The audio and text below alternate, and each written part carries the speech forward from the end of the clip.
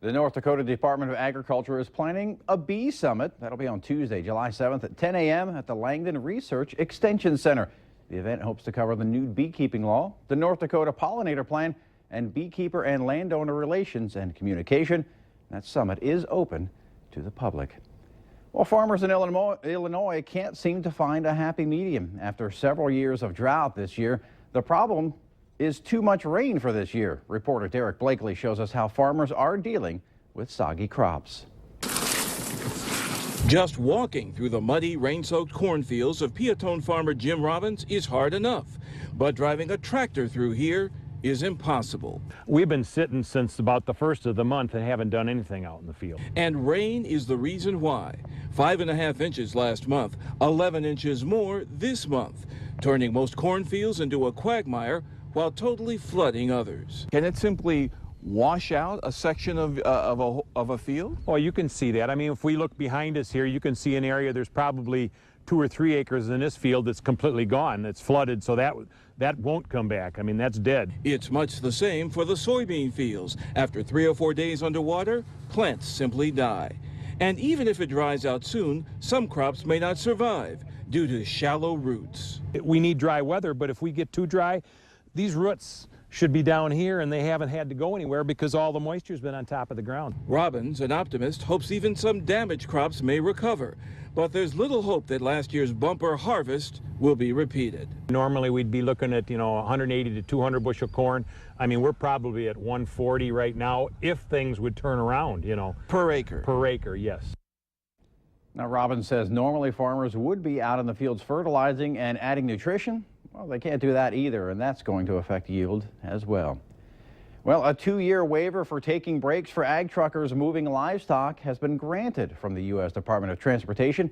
Now, that waiver exempts ag drivers from the hours of service rule, which requires them to take a 30-minute rest break every 8 hours. National Pork Producer Council says it will let the driver stay with the truck during the required rest break. Now, that waiver ensures that during hot summer months, livestock won't be sitting in the sun for extended periods, with drivers unable to care for them because they're required to take a 30-minute break.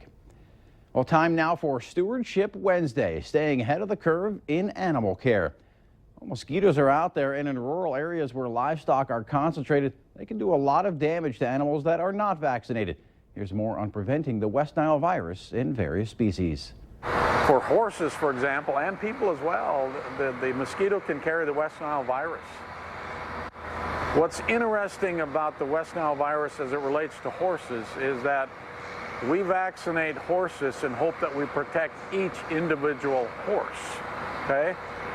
I don't think there is a West Nile virus vaccine for people. Maybe there should be, but there hasn't been one developed yet. The vaccine itself seems to be pretty protective. You don't really see cases of West Nile virus, which causes a brain disorder. We call it encephalitis in horses. We don't really see very many cases from horses that have been properly vaccinated. So it tells us that the vaccine is very effective. Cattle seem to be fairly resistant to West Nile, but many of the cattle viruses that we talk about, we try and vaccinate groups of cattle, knowing full well that some of them may not respond, but when the herd is protected, then you protect the susceptible ones.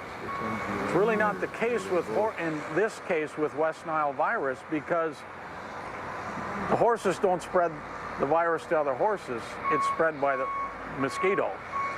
So the only way to control this, like we control it in cattle, is if we could actually vaccinate mosquitoes.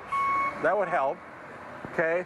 But we haven't figured out a squeeze chute small enough for a mosquito yet, so we don't really have the technology to vaccinate mosquitoes. So in the meantime, you'll just have to keep vaccinating for West Nile virus. Thankfully, it is cheap and effective. You just have to do it. Coming up right after the break, we'll take a full look at your weather forecast.